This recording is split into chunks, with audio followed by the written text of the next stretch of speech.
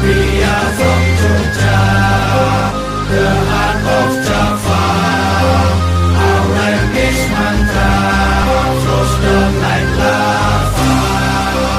We are from Jogja, the heart of Java. Assalamualaikum warahmatullahi wabarakatuh. Waalaikumsalam.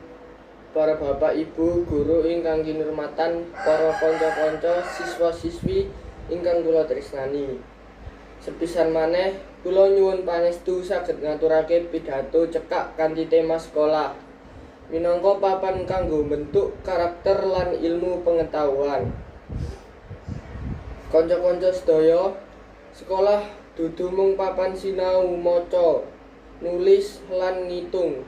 Nanging sekolah yaiku papan kanggo nglatih disiplin, tanggung jawab, lan tata krama. Ing sekolah iki kita sinau carane ngajeni guru, ngajeni kanca, lan ngumati aturan supaya dadi wong sing bener-bener migunani. Para guru tansah paring piwulang lan tulodo. Mula kita minangka siswa kudu tetep semangat, tansah tertib lan ora males sinau. Yen kita rajin lan duweni budi pekerti sing becik, mesti wae sekolah kita dadi papan sing nyenengake lan banggakake. Mugi kanca-kanca kabeh saged nguri-uri rasa kekancan gotong royong lan tepos lira.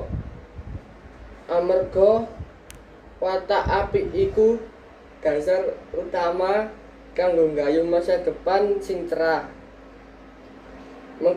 Mekaten pidato saka kula, mugi migunani lan saged maringi semangat kanggo sedaya. Wassalamualaikum warahmatullahi wabarakatuh. Waalaikumsalam.